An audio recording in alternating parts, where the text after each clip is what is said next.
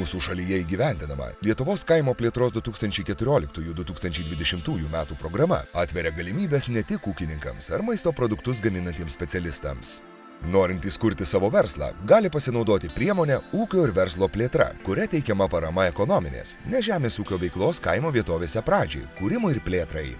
Tai reiškia, kad gali būti finansuojami ir tokie verslai, kurie nėra susiję su žemės dirbimu, augalininkyste ar gyvulininkyste.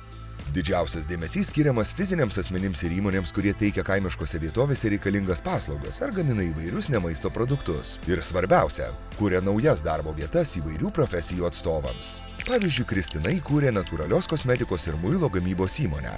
Gyvendama kaime, kosmetikos gamybai ji naudoja natūralias priemones iš ūkininkų perkamų sėklų aliejų ir vietoje surinktus augalus. Pagamintą kosmetiką ir muilą Kristina parduoda įvairiuose miestuose ir miesteliuose vykstančių rankų darbo gaminių mugėse. Be to, ji įkūrė elektroninę parduotuvę ir siunčia savo produktus klientams ne tik Lietuvoje, bet ir kitose valstybėse. Sėkmingai plėtodama verslą, Kristina įkūrė darbo vietą ne tik savo, bet ir dar 4 kaimo gyventojams, kurie padeda jai gaminti produktus ir koordinuoti užsakymus, jų pakavimą, išsiuntimą. Štai kitas pavyzdys. Sigita ir Martynas, pasinaudodami ES paramą, pradėjo kaimo turizmo verslą. Iš miesto pabėgusi pora įkūrė poilsiavietę ežero pakrantėje ir siūlo apsigyventi nameliuose įrengtuose medžiuose. Kitame Lietuvos regione Gražvydas įsteigė baidarių nuomos verslą ir turistams organizuoja keliones Merkio upe. Ar kada nors pagalvojai, kad verslą įkurti gali ir tu? Tam reikia geros idėjos ir drąsos.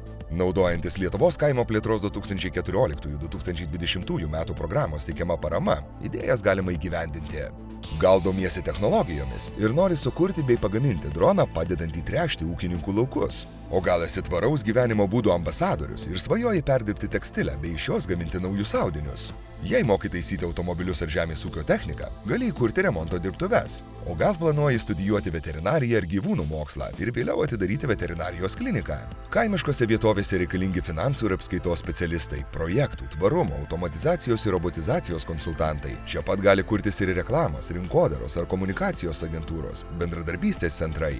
Vienas iš kaimo verslumo bruožų yra bendradarbiavimas. Skirtingai nuo dažnai konkurencingos miesto verslo atmosferos, kaimiškose vietovėse įsikūrę verslininkai dažnai dalinasi žiniomis, mokosi vieni iš kitų, bendradarbiauja kooperatyvose, partnerystėse ir bendruomenės remiamose iniciatyvose.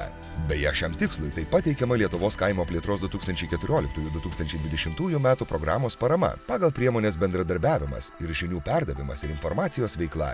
Verslo kūrimas ir plėtojimas kaimiškose vietovėse tai ne tik karjeros pasirinkimas, bet ir sprendimas dėl gyvenimo būdo. Tai galimybė gyventi ir dirbti arčiau gamtos, būti bendruomenės dalimi ir kurti prasmingą bei tvarę ateitį. Kaimiškose vietovėse profesijų ir veiklos įvairovė. Čia neribotos karjeros galimybės kiekvienam. Europos žemės ūkio fondas kaimo plėtrai. Europa investuoja į kaimo vietovės. Projektas finansuojamas iš Europos žemės ūkio kaimo plėtrai ir Lietuvos Respublikos valstybės biudžeto. Parengė viešoji įstaiga Agenda 50. Daugiau informacijos www.profesijos-pamoka.lt